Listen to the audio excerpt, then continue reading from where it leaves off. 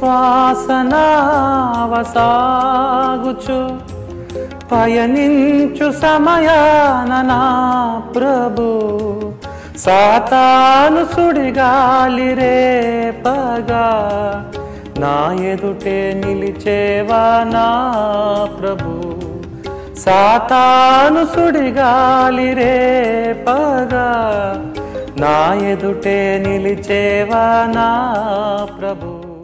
మొదటి పేతురు పత్రిక 1వ అధ్యాయము 7వ వచనంలో మనం చూస్తే, నశించిపోవు సువర్ణము అగ్ని పరీక్ష వలన శుద్ధపరచబడుచున్నది కదా, దానికంటే అమూల్యమైన మీ విశ్వాసము ఈ శోధనల చేత పరీక్షకు నిలిచినదై యేసుక్రీస్తు ప్రత్యక్షమైనప్పుడు మీకు మెప్పు మహిమ ఘనత కలుగుటకు కారణమగును. ఈ లోకంలో మనుషులు చాలా అమూల్యమైనదిగా భావించేది ఏంటంటే బంగారాన్ని. అయితే ఈ బంగారం గురించి బైబిల్ గ్రంథం చెప్తుంది నశించిపోవు సువర్ణము. మీకు తెలుసా, బంగారానికి తుప్పు పట్టే దినాలు రాబోతున్నాయి. మరి ఎప్పటికీ నిలిచేది ఏంటంటే విశ్వాసమే. విశ్వాసము పరీక్షించబడకపోతే మన విశ్వాసము అనుమానించాల్సిందే. తలతల్లాడే కల్తీ బంగారాన్ని ఎవరు కొలిమిలో వేయరు. శ్రేష్టమైన బంగారాన్నే కొలిమిలో వేస్తారు.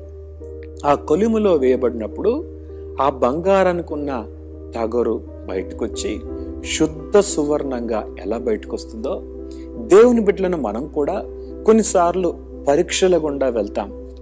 అది ఏ విధమైన పరీక్షనే కావచ్చు, అనారోగ్య పరిస్థితి కావచ్చు, కుటుంబ సమస్యలను కావచ్చు. ఇవన్నీ మన విశ్వాసము కొలిమిలో వేయబడటానికి కారణాలుగా ఉండి శుద్ధ సువర్ణంగా కొలిములోంచి బంగారం ఎలా బయటపడుతుందో అలాగే మన విశ్వాసము అమూల్యమైన విశ్వాసంగా బయటపడుతుంది. బైబిల్ గ్రంథం చెప్తుంది, మన విశ్వాసం పరీక్షకు నిలిస్తేనే దేవుని యొద్ద మనకి మెప్పు మహిమ ఘనత కలుగుటకు కారణమవుతుంది. ఏమండి, నీ విశ్వాసము పరీక్షించబడుతుందా?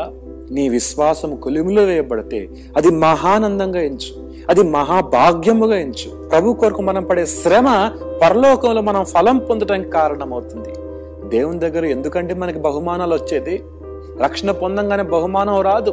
భూమి మీద ప్రభు కొరకు శ్రమల గుండా వెళ్తూ నిలబడితేనే దేవుడి మాటలు దించిన గాక. మహోన్నతుడకు దేవా, సర్వాధికారికి స్తోత్రాలు.